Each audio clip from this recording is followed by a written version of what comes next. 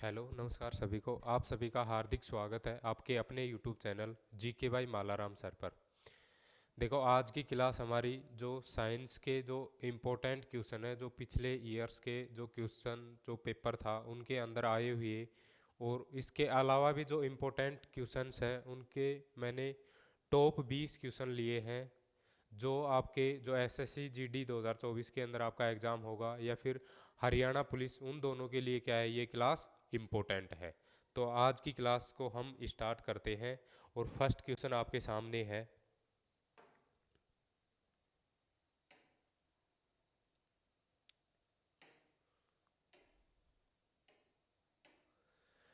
First है, निम्नलिखित gas हरित ग्रह प्रभाव के लिए उत्तरदायी है। तो इसमें पूछ रहा है कि हमें ऑप्शन दिए गए हैं CO2 carbon dioxide, O2 oxygen, H2 hydrogen, H2O water दे रखा है कि कौन सी गैस हरित ग्रह प्रभाव जो ग्रीन हाउस इफेक्ट होता है उसके लिए उत्तरदायी होती है। तो उसके लिए सबसे इंपॉर्टेंट कौन सी होती है? CO2 होती है। कार्बन डाइऑक्साइड क्या होती है? उसके लिए सबसे इंपॉर्टेंट गैस होती है। तो इसका करेक्ट आंसर कौन सा रहेगा? फर्स्ट रहेगा CO2 कार्बन डाइऑक्साइड गैस हरित ग्रह प्रभाव के लिए क्या होता है? इफेक्टिव होती है। जो ग्रीन हाउस इफेक्ट होता है वो हम समझाते हैं, जैसे हमारी अर्थ होती है, पृथ्वी होती है, उसके ऊपर क्या पाई जाती है, जैसे CO2 गैस, ये गैसें पाई जाती हैं। ये गैस क्या करती है कि जो सूर्य से जो सनलाइट आती है, वो सनलाइट आती है तब तो उनको ये जो गैसें हैं कुछ नहीं बोलती, वो क्या करती हैं, अर्थ के ऊपर आएंगी, अर्थ पर रिफ्लेक्ट होकर के परावर्तित होकर के वापस जाती हैं। तब ये गैसें क्या करती हैं, जो सूर्य की किरणें होती हैं उनको एब्जॉर्ब कर लेती हैं, और जो हमारी पृथ्वी की जो सतह होती है या एनवायरनमेंट होता है उसका जो टेम्परेचर या तापमान क्या हो जाता है, इंक्रीज हो जाता है। तो उसे ही हम क्या बोलते हैं? ग्रीन हाउस इफेक्ट बोलते हैं, हरित ग्रह प्रभाव बोलते हैं। तो उसके लिए सबसे ज़्यादा उत्तरदायी कौन सी गैस होती है? CO2 कार्बन डाइऑक्साइड होती है। अगर सेकंड क्वेश्चंस की अगर हम बात करें तो सर्वाधिक क्रियाशील धातु का नाम बताइए। तो आपको दे रखा है चांदी, सिल्वर, सोना, गोल्ड, जस्ता, जिसे जिंक बोलते हैं। जिंक को क्या बोला जाता है? जस्ता, ZN। पोटेशियम जिसका सिंबल होता है K, सोना का होता है AU, और चांदी का होता है AG। तो आपसे पूछा गया है कि सर्वाधिक क्रियाशील धातु का नाम बताइए। तो आपने जो क्रियाशील जो रिएक्टिविटी सीरीज होती है, जो अभिक्रियाशील जो श्रेणी होती है, उसमें आपने देखा होगा सबसे ऊपर क्या होती है? पोटेशियम होती है, उससे नीचे क्या होती है? सोडियम। तो जो सबसे ऊपर होती है रिएक्टिविटी सीरीज में, वो क्या होती है? मोस्ट रिएक्टिव होती है। क्या होती है? मोस्ट रिएक्टिव, सबसे ज़्यादा रिएक्टिव होती है। तो वो कौन सी मेटल होती है? पोटेशियम होती है, जो सबसे ज़्यादा रिएक्टिव होती है। ये क्वेश्चन भी पूछा जाता है कि पोटेशियम हो गई, सोडियम हो गई, ये जो पोटेशियम और सोडियम होती हैं ये मोर रिएक्टिव होती हैं। ये एयर जो हमारी वायु होती है, ऑक्सीजन, उससे भी रिएक्शन करती हैं, वाटर पानी से भी रिएक्शन करती है, और क्या करती हैं? ये फायर उत्पन्न करती हैं, अग्नि उत्पन्न करती हैं। इसी कारण क्या किया जाता है, इनको जो कैरोसिन तेल आता है, कैरोसिन ऑयल होता है, जिसे हम बोलते हैं मिट्टी का तेल, उसके अंदर क्या करते हैं, इनको हम डुबो कर रखते हैं, जिससे वो ये एयर और वाटर से रिएक्शन नहीं कर पाती। इस क्वेश्चन में पूछा गया है सर्वाधिक क्रियाशील धातु का नाम बताइए। तो सर्वाधिक क्रियाशील धातु कौन सी होती है? पोटेशियम होती है, जो हमारा डी ऑप्शन के अंदर है। तो पोटेशियम क्या हो जाएगा हमारा? करेक्ट आंसर रहेगा। जो पोटेशियम क्या होती है? सबसे ज़्यादा रिएक्टिव मेटल होती है। नेक्स्ट क्वेश्चन की अगर हम बात करें तो थर्ड क्वेश्चन आपको दे रखा है, बड़ा अणु बनाने के लिए कार्बन अन्य कार्बन परमाणुओं के साथ बंध बना सकता है, इस विशेषता को खालिस्तान कहते हैं। आपने देखा होगा कार्बन की वैलेंसी होती है 4, कार्बन की 4 क्या होती है? संयोजकता होती है, वैलेंसी होती है। और कार्बन क्या करता है? कार्बन कितने बंध बनाता है? 4 बंध या बॉन्ड का फॉर्मेशन कर सकता है। वो कार्बन से भी जुड़ सकता है, अन्य एलिमेंट से भी जुड़ सकता है। आगे फिर सेकंड कार्बन आएगा, वो भी कितने बंध बनाएगा? 4 बनाएगा। अगला कार्बन आएगा, वो भी कितने बना सकता है? 4 बॉन्ड का फॉर्मेशन कर सकता है। तो कार्बन के अंदर ये पावर पाई जाती है कि वो कार्बन के अलावा नाइट्रोजन, ऑक्सीजन, इनसे भी क्या बना लेता है? बॉन्ड का फॉर्मेशन करता है। उसे उस विशेषता को हम क्या बोलते हैं? कैटिनेशन पावर बोलते हैं। क्या बोलते हैं? कैटिनेशन पावर बोलते हैं। हिंदी में उसे बोला जाता है श्रृंखलन का गुण। क्या बोलते हैं हम? श्रृंखलन का गुण बोला जाता है वो किसके अंदर होता है, कार्बन के अंदर पाया जाता है। तो बड़ा अणु बनाने के लिए कार्बन अन्य कार्बन परमाणुओं के साथ बंध बना सकता है, इस विशेषता को खालिस्तान कहते हैं। तो उसे क्या कहा जाता है, श्रृंखलन कहा जाता है, क्योंकि कार्बन क्या करता है, कार्बन के साथ भी और अन्य जो एलिमेंट्स होते हैं उनके साथ भी क्या बनाता है, बॉन्ड फॉर्मेशन करता है और लंबी श्रृंखला का निर्माण करता है, जिसे हम क्या बोलते हैं, कैटिनेशन पावर या श्रृंखलन का गुण बोला जाता है। तो इसका करेक्ट आंसर कौन सा हो जाएगा, ए रहेगा, श्रृंखलन। अगले क्वेश्चन की अगर हम बात करें, अगला आपको दे रखा है, इनमें से कौन सा अम्ल वर्षा कराता है, जो एसिड रेन होती है, एसिड रेन, नाम से ही पता चल रहा है कि जो रेन वर्षा होगी उसमें किसकी मात्रा रहेगी, एसिड की मात्रा होती है। तो वो कौन कराता है, कार्बन मोनोऑक्साइड, जिसका सिंबल रहेगा CO, कार्बन डाइऑक्साइड जिसे हम लिखते हैं CO2, सल्फर डाइऑक्साइड जिसे हम क्या लिखते हैं SO2, नाइट्रोजन जिसको हम क्या लिखते हैं N2। तो देखो जहां पर क्या होती है, कारखाने होते हैं ज्यादा, वहां पर कौन सी गैस निकलती है, SO2 गैस निकलती है। कौन सी निकलती है, SO2। और जब जो क्लाउड बादलों का फॉर्मेशन होता है उनमें क्या पाया जाता है, H2O पाया जाता है। जब SO2 सल्फर डाइऑक्साइड H2O से रिएक्शन करती है तो क्या बना लेती है, H2SO4, जिसे हम बोलते हैं सल्फ्यूरिक अम्ल। क्या बोलते हैं, सल्फ्यूरिक एसिड बोलते हैं। और ये क्या रेस्पॉन्सिबल होता है किसके लिए, एसिड रेन के लिए। तो अम्ल वर्षा कौन कराता है, सल्फर डाई ऑक्साइड कराता है। तो सी ऑप्शन हमारा क्या हो जाएगा, करेक्ट हो जाएगा, क्योंकि जहाँ पर जो उद्योग धंधे होते हैं, कारखाने होते हैं, उनसे जो धुआं निकलती है उसके अंदर क्या होता है, SO2 होता है, सल्फर डाई ऑक्साइड। ये जैसे ही वाटर से रिएक्शन करेगा तो क्या बनाता है, H2SO4 सल्फ्यूरिक एसिड बनाता है, जिसे हम बोलते हैं तेजाब, इसी को बोला जाता है। तो H2SO4 का फॉर्मेशन हो गया, तो H2SO4 क्या होता है, अम्ल या एसिड होता है, तो वही क्या कराता है, एसिड रेन कराता है। तो इसका करेक्ट आंसर कौन सा हो जाएगा, सी। अगले क्वेश्चन पे हम चले, सोडियम का परमाणु भार है, एक तो होता है एटॉमिक नंबर, परमाणु क्रमांक होता है, जो क्या क्या होता है, जैसे हमारी पीरियोडिक टेबल आवर्त सारणी होती है, जो आधुनिक आवर्त सारणी है, मॉडर्न पीरियोडिक टेबल, वो किस पे डिपेंड करती है, परमाणु क्रमांक पर। जैसे हम बात करें कि हाइड्रोजन 1 नंबर पे आता है, हाइड्रोजन के बाद में हीलियम 2, लिथियम 3 नंबर पे आता है। इसके अलावा बेरिलियम, बोरोन, कार्बन, इनके जो ये नंबर दिए गए हैं ये क्या होते हैं, इनके परमाणु क्रमांक होते हैं। क्या होते हैं, परमाणु क्रमांक होते हैं। तो हमें आपसे पूछा है सोडियम का परमाणु भार पूछा है, तो परमाणु भार क्या होता है, देखो परमाणु क्रमांक तो क्या होता है, जो इनके प्रोटॉन होते हैं, प्रोटॉन की जितनी संख्या होती है उतने क्या होते हैं, परमाणु क्रमांक होते हैं। अगर परमाणु भार की बात करें तो इसमें क्या होते हैं, प्रोटॉन और न्यूट्रॉन होते हैं। प्रोटॉन और न्यूट्रॉन्स की संख्या क्या कहलाती है, परमाणु भार कहलाती है, एटॉमिक मास जिसे हम बोलते हैं। तो जो सोडियम होता है उसका सिंबल होता है Na, सोडियम कितने नंबर पे आता है, 11 नंबर पे। लगभग जो एलिमेंट्स होते हैं उनमें देखा जाता है कि उनका जो परमाणु क्रमांक होता है उसका लगभग 2 गुना क्या होता है, उनका परमाणु भार होता है। अगर 11 का हम 2 गुना करें तो कितना होता है, 22 होता है, और 22 के लगभग कौन है, 23 है। तो सोडियम का परमाणु भार क्या हो जाएगा, 23 होता है। कितना होता है, 23। तो इसका करेक्ट आंसर कौन सा हो जाएगा, सी। अगर आपको परमाणु भार नहीं ध्यान है, केवल परमाणु क्रमांक ध्यान है, तो उसका लगभग डबल कर देना, और वही अगर ऑप्शन के लगभग क्या होता है, उसके आसपास होता है, वही क्या रहेगा, उसका आंसर रहेगा। तो ये ध्यान रखना है। सोडियम का परमाणु भार कितना होता है, 23। अगले क्वेश्चन पे हम चले, आवर्त सारणी के 7वें आवर्त में खालिस्तान तत्व है। अब आपको पता होना चाहिए जो हमारी आवर्त सारणी होती है उसके अंदर जो तिरछी लाइनें रहेंगी उन्हें हम बोलते हैं आवर्त बोलते हैं। क्या बोलते हैं, आवर्त, जिसे हम बोलते हैं पीरियड। खड़ी जो लाइनें होती हैं उन्हें हम बोलते हैं ग्रुप। क्या बोलते हैं, ग्रुप। हिंदी में बोलते हैं हम समूह बोलते हैं। क्या बोलेंगे, समूह बोलते हैं। जो तिरछी लाइनें रहेंगी उन्हें क्या बोलते हैं, हम आवर्त बोलते हैं। और जो खड़ी लाइनें होती हैं उन्हें हम क्या बोलते हैं, ग्रुप या समूह बोलते हैं। जो हमारी पीरियोडिक टेबल होती है उसके अंदर आवर्त कितने होते हैं, 7 होते हैं। कितने होते हैं, 7 होते हैं। ग्रुप या समूह कितने होते हैं, 18 होते हैं। ये ध्यान रखना आपको। आवर्त सारणी के अंदर जो खड़ी लाइनें होती हैं वो कितनी होती हैं, ग्रुप या समूह 18 होते हैं। और तिरछी लाइनें या आवर्त कितने होते हैं, 7 होते हैं।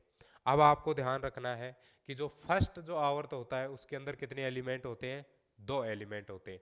सेकंड और जो थर्ड होता है उसके अंदर कितने होते हैं, 8 8। उससे आगे अगर हम बात करें, ये फर्स्ट हो गया, ये सेकंड, ये थर्ड, फोर्थ, फिफ्थ, सिक्स और सेवन, 7 आवर्त होते हैं। फर्स्ट में 2, फिर 8 8, फिर 18 और 18, फिर कितने होते हैं, 32 और 32।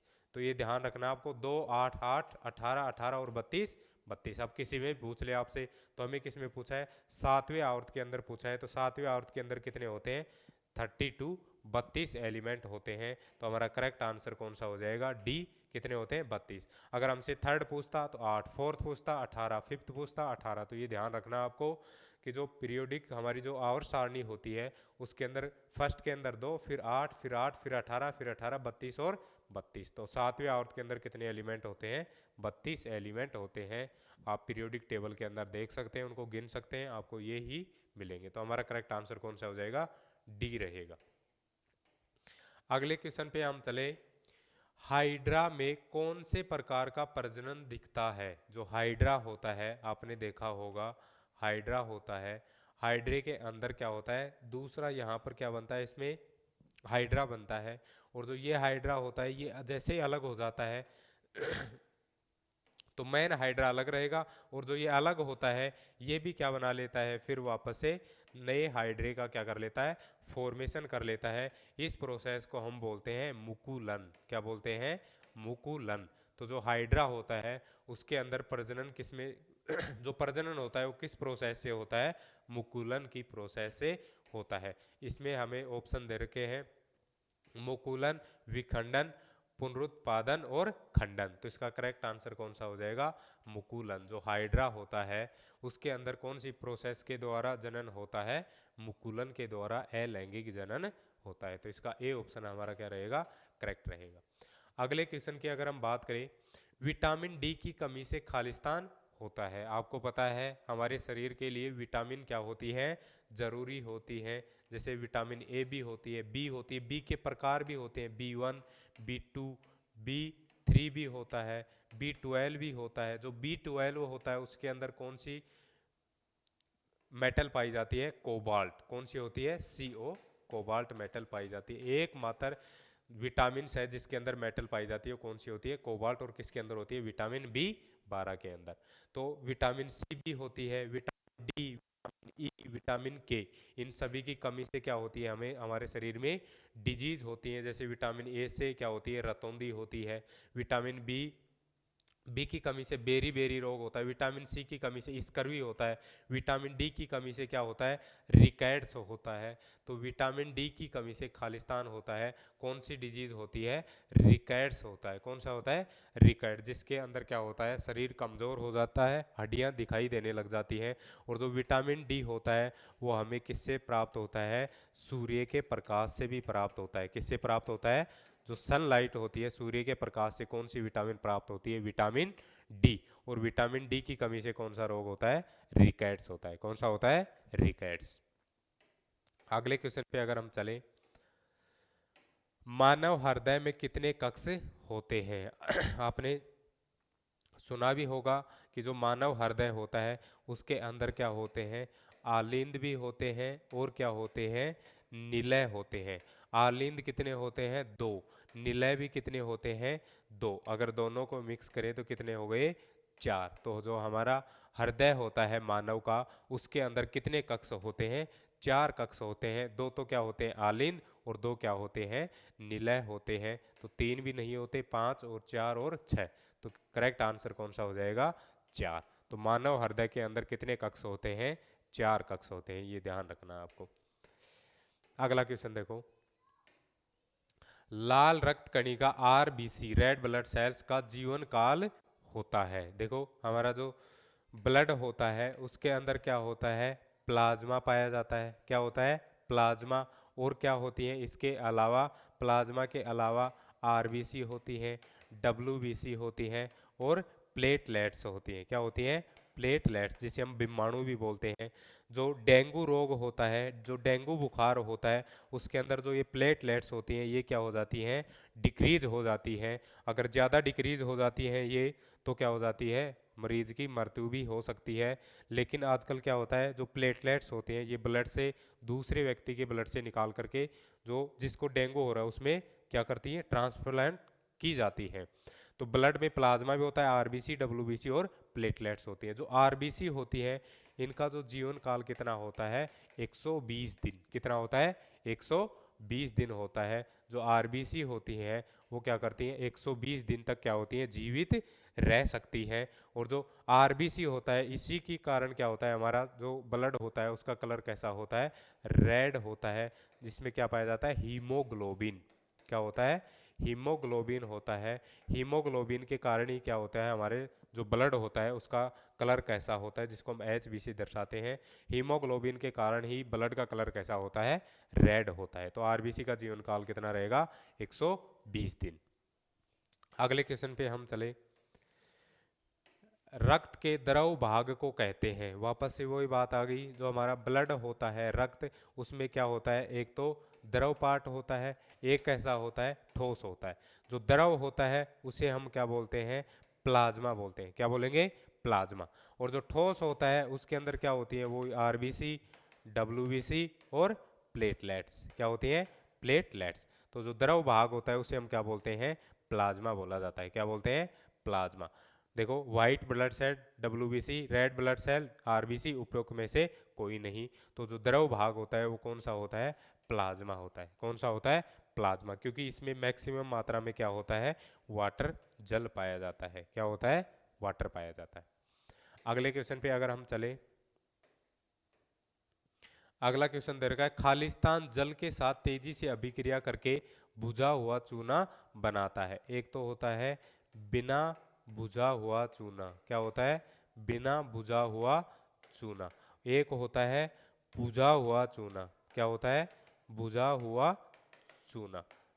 देखो, आपने चूना देखा भी होगा जिसको हम कली बोलते हैं। जो कली होती है उसमें क्या होता है? कली हम लेकर के आते हैं, जो सफ़ेदी करते हैं उसके अंदर, उसको सबसे पहले ला करके क्या करते हैं? हम वाटर के अंदर डालते हैं। किसको? कली को।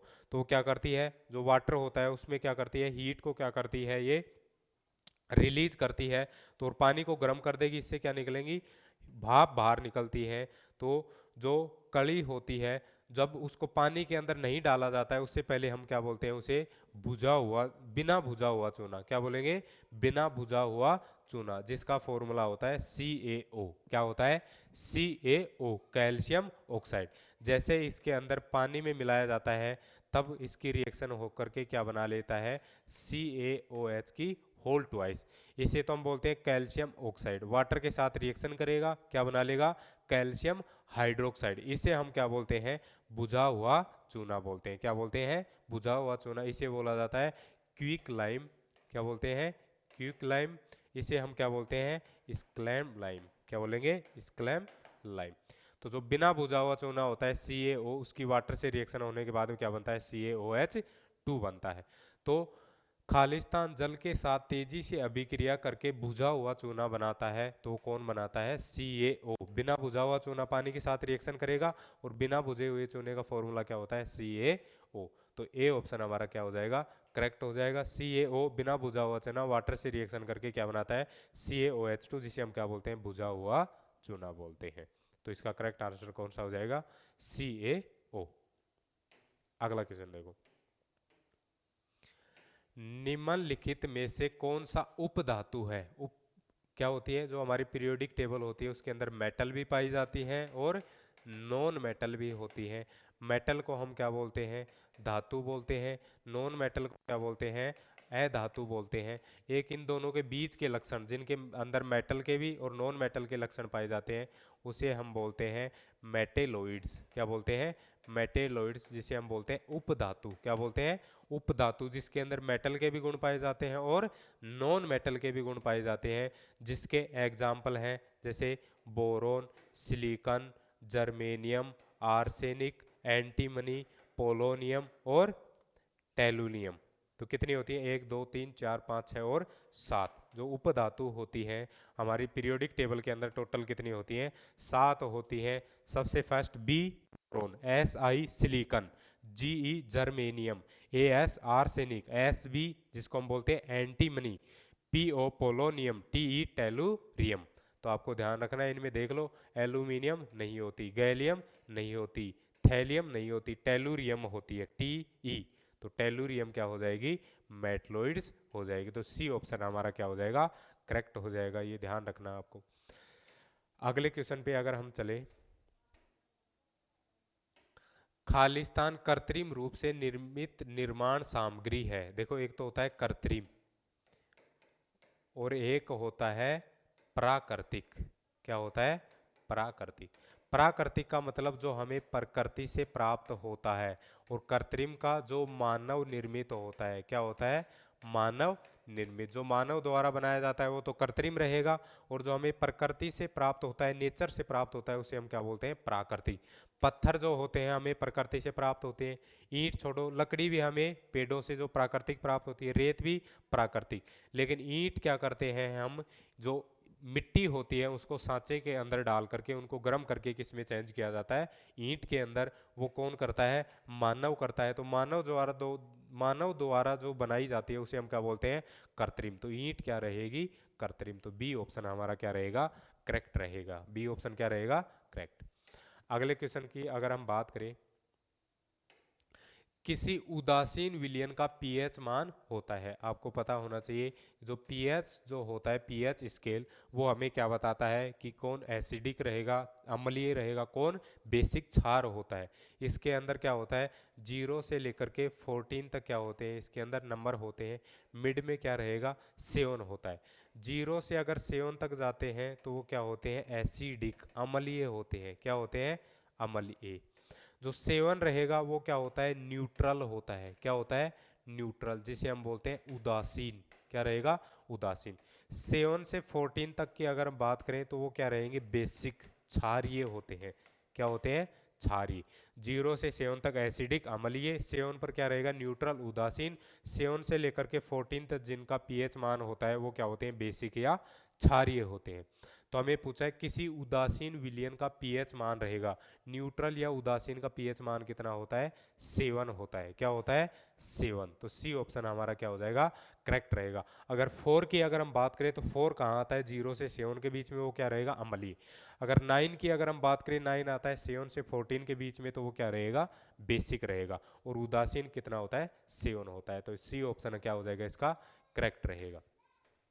अगले क्वेश्चन की अगर हम बात करें, चिप्स बनाने वाले चिप्स के थैले में गैस के साथ इस प्रकार से विसर्जित करते हैं ताकि चिप्स को उपचयित करने से रोका जा सके। आपने देखा होगा कि जो चिप्स का पैकेट होता है उसके अंदर चिप्स तो क्या होते हैं? 2 4 ही होते हैं। बाकी इसके अंदर क्या भरी जाती है? एयर, वायु भरी जाती है। तो जो वायु भरी जाती है वो क्या करती है? एक आपने सुना होगा ऑक्सीडेशन, जिसे हम बोलते हैं ऑक्सीकरण। क्या बोलते हैं? ऑक्सीकरण भी बोलते हैं, उपचयन भी बोलते हैं। ऑक्सीकरण भी बोलते हैं और उपचयन भी बोलते हैं। तो जो जो चिप्स होते हैं, अगर इनका ऑक्सीडेशन हो जाए, ऑक्सीकरण या उपचयन हो जाता है, तो ये चिप्स क्या हो जाती है? इनका जो टेस्ट होता है वो भी क्या हो जाता है? चेंज। इनका स्वाद भी क्या हो जाएगा? चेंज। इनकी ऑर्डर, जो गंध होती है वो भी क्या हो जाएगी? चेंज हो जाएगी, और जो चिप्स होते हैं वो खराब हो जाएंगे। लेकिन जो इनके अंदर एयर या हवा भरी जाती है वो क्या करती है? इनका ऑक्सीडेशन भी नहीं होने देती, ऑक्सीकरण या उपचयन नहीं होने देती, इसलिए इसके अंदर जो चिप्स होते हैं वो खराब नहीं होते। तो जो एयर या वायु भरी जाती है वो कौन सी गैस होती है? N2। कौन सी होती है? N2। उसे हम क्या बोलते हैं? नाइट्रोजन। क्या बोलते हैं? नाइट्रोजन गैस होती है, जो इसका उपचयन या ऑक्सीकरण नहीं होने देती, और जो इसके अंदर चिप्स होती है उसे खराब नहीं होने देती। तो कौन सी गैस होती है? नाइट्रोजन होती है। तो हमारा डी ऑप्शन क्या हो जाएगा? करेक्ट हो जाएगा। N2 नाइट्रोजन गैस होती है। जो चिप्स के अंदर गैस भरी जाती है वो कौन सी होती है? नाइट्रोजन, जो चिप्स को खराब होने नहीं देती। अगले क्वेश्चन की अगर हम बात करें, निम्नलिखित में से कौन सा आरएनए का एक प्रकार है? आपने सुना होगा, एक तो होता है डीएनए, एक होता है आरएनए। डीएनए की फुल फॉर्म तो क्या होती है, डीऑक्सी राइबोज न्यूक्लिक एसिड। क्या होती है, डीऑक्सी राइबो न्यूक्लिक अम्ल। आरएनए की क्या होती है, ribose nucleic acid, ribose nucleic अम्ल होती है। जो आरएनए होता है वो 3 प्रकार का होता है, एमआरएनए भी होता है, आरआरएनए भी होता है और टीआरएनए भी होता है। आरएनए के प्रकार एमआरएनए, आरआरएनए और टीआरएनए होता है। ये 3 प्रकार का होता है आरएनए, एमआरएनए, आरआरएनए और टीआरएनए। निम्नलिखित में से कौन सा आरएनए का एक प्रकार है, एमआरएनए, केआरएनए और आईआरएनए देर का इनमें से कोई नहीं। तो आईआरएनए भी नहीं होता, केआरएनए भी नहीं होता, केवल कौन सा होता है, एमआरएनए होता है। कौन सा होता है, एमआरएनए, आरआरएनए और टीआरएनए होता है। तो एमआरएनए एक आरएनए का प्रकार है। तो ए ऑप्शन हमारा क्या हो जाएगा, राइट रहेगा। अगले क्वेश्चन की अगर हम बात करें, इसमें आपको दे रखा है निम्नलिखित में से कौन सा समूह पिरिमिडीन है। देखो, जो हमारा जो न्यूक्लिक एसिड होता है, न्यूक्लिक अम्ल होता है, उसके अंदर एक तो पाई जाती है प्यूरिन। क्या होती है, प्यूरिन। दूसरी होती है पिरिमिडीन। क्या पाई जाती है, पिरिमिडीन। दोनों ही क्या होती है, नाइट्रोजन क्षारक होती है। कौन कौन सी पाई जाती है, एक तो होती है प्यूरिन और दूसरी कौन सी होती है, पिरिमिडीन होती है। कौन सी होती है, पिरिमिडीन। अगर हम पिरिमिडीन की बात करें तो पिरिमिडीन के अंदर होती है CTU। कौन सी होती है, CTU होती है। और जो हमारी प्यूरिन होती है उसके अंदर क्या होती है, A और G होती है। क्या होती है, A और G होती है। प्यूरिन के अंदर तो रहेगी A और G। ए का अगर हम नाम लिखें तो इसे हम बोलते हैं एडिनिन। क्या बोलेंगे, एडिनिन। जी को हम क्या बोलते हैं, ग्वानिन। क्या बोलते हैं, ग्वानिन। अगर पिरिमिडीन की बात करें तो क्या होती है, CTU। जो सी होता है उसे हम बोलते हैं साइटोसिन। क्या बोलेंगे, साइटोसिन। टी को हम क्या बोलते हैं, थाइमीन। और यू को हम क्या बोलते हैं, यूरेसिल। क्या बोलते हैं, यूरेसिल। तो ये आपको ध्यान रखना है। प्यूरिन 2 होती है, ए और जी, एडिनिन और ग्वानिन। पिरिमिडीन 3 होती है, CTU, थाइमिन, वो साइटोसिन, थाइमिन और यूरेसिल। तो इसमें हमें पूछा है निम्नलिखित में से कौन सा समूह पिरिमिडीन है। कौन सा है, पिरिमिडीन का मतलब सी हो, टी हो या यू हो। सी का मतलब साइटोसिन हो, साइटोसिन है बिल्कुल। थाइमिन हो, थाइमिन नहीं है। यूरेसिल हो, यूरेसिल भी नहीं है। तो पिरिमिडीन पूछा है, तो साइटोसिन, थाइमिन और यूरेसिल में हमें क्या मिल रहा है, साइटोसिन मिल गया। तो साइटोसिन क्या होती है, पिरिमिडीन होती है। तो ये हमारा क्या रहेगा, करेक्ट आंसर रहेगा। इसके अलावा एडिनिन दे रखा है, ग्वानिन दे रखा है। ए का मतलब एडिनिन, जी का मतलब ग्वानिन। एडिनिन और ग्वानिन तो क्या होती है, प्यूरिन होती है। लेकिन क्वेश्चन में हमें क्या पूछा है, पिरिमिडीन। तो पिरिमिडीन क्या होती है, साइटोसिन होती है, थाइमिन होती है और यूरेसिल होती है। तो इसका करेक्ट आंसर कौन सा हो जाएगा, सी हो जाएगा। क्या हो जाएगा, सी हो जाएगा। इसके अलावा भी क्वेश्चन पूछा जाता है कि जो डीएनए होता है उसके अंदर क्या पाई जाती है, AGCT। और जो आरएनए होता है उसके अंदर क्या पाई जाती है, AGCU। क्या पाई जाती है, जो डीएनए होता है उसमें AGCT, एडिनिन, ग्वानिन, साइटोसिन और थाइमिन। आरएनए के अंदर AGC। ये तो दोनों के अंदर समान होती है, AB, GB और CB। लेकिन डीएनए में कौन सी होती है, थाइमिन। आरएनए में क्या होती है, यूरेसिल। कई बार पूछ लेता है कि डीएनए के अंदर तो कौन सी होती है, टी, थाइमिन। आरएनए में क्या होती है, यूरेसिल होती है। ये ध्यान रखना है आपको। अगले क्वेश्चन पे अगर हम चले, अगला क्वेश्चन दिया गया है निम्नलिखित में से सम इलेक्ट्रॉनिक प्रजातियां हैं। सम इलेक्ट्रॉनिक का मतलब जिनके अंदर इलेक्ट्रॉन्स क्या होते हैं, समान रहे। समान जिनके अंदर इलेक्ट्रॉन रहेंगे उन्हें हम क्या बोलते हैं, सम इलेक्ट्रॉनिक। अब देखो, फर्स्ट हमें दे रखा है O2 माइनस, Mg2 प्लस। सबसे पहले तो आपको इनका एटॉमिक नंबर, परमाणु क्रमांक ध्यान होना चाहिए कि ऑक्सीजन कितने नंबर पे आता है, 8 नंबर पे आता है। मैग्नीशियम कितने नंबर पे आता है, 12 नंबर पे आता है। अगर इनके ऊपर नेगेटिव चार्ज है तो आपको क्या करना है, प्लस करना है। पॉजिटिव चार्ज है तो आपको क्या करना है, माइनस करना है। नेगेटिव चार्ज कितना है, 2, तो +2 करोगे, 8 और 2 कितना हो जाएगा, 10। मैग्नीशियम पे कितना है, 12, और प्लस चार्ज कितना है, 2, तो -2 करना है। 12 में से 2 जाएगा तो 10, दोनों समान आ गए। इसमें भी 10 इलेक्ट्रॉन है, इसके अंदर भी कितने हैं, 10, तो दोनों में समान है, समान इलेक्ट्रॉन, सम इलेक्ट्रॉनिक, तो ये ऑप्शन ही हमारा क्या हो जाएगा, राइट। लेकिन सेकंड में देखें, हमें इधर का F- और Cl-। F 9 नंबर पे आता है, माइनस आता है तो प्लस करना है, -1 है +1, तो 9 और 1 क्या हो गया, 10। क्लोरीन कितने नंबर पे आता है, 17 नंबर पे, माइनस दे रखा है तो प्लस करना है 1, 17 और 1 क्या होगा, 18, दोनों समान नहीं है। Na और Ca2 पॉजिटिव की अगर हम बात करें, Na 11 नंबर पे आता है, प्लस आ रहा है तो माइनस, +1 है तो -1 करना है, 11 में से 1 जाएगा तो 10। कैल्शियम कितने नंबर पे आता है, 20 पे, 2 प्लस आएगा तो -2, पॉजिटिव है तो माइनस करना है 2, कितना आ जाएगा, 10 और 18, दोनों समान नहीं है। मैग्नीशियम 12 नंबर पे आता है, +2 दे रखा है तो -2, 12 में से 2 जाएगा तो 10। बेरिलियम कितने पर आता है, 4 नंबर पे, प्लस दे रखा है तो आपको क्या करना है, -2, तो 4 में से 2 जाएगा 2, दोनों समान नहीं है। केवल O2 Mg2+ में ही दोनों कितने बनते हैं, 10 10, क्योंकि ऑक्सीजन 8 नंबर पे आता है, -2 दे रखा है तो +2 करना है आपको, 10 हो गए। मैग्नीशियम 12 नंबर पे आता है, +2 दे रखा है तो आपको -2 करना है, चार्ज के विपरीत करना है, प्लस -2 दे रखा है तो जोड़ना है, 2 पॉजिटिव दे रखा है तो आपको माइनस करना है। अगर दोनों समान आ जाते हैं तो उसे हम बोलते हैं सम इलेक्ट्रॉनिक। तो सम इलेक्ट्रॉनिक का एग्जांपल O2 Mg2+ है, तो ए ऑप्शन हमारा क्या हो जाएगा, करेक्ट रहेगा।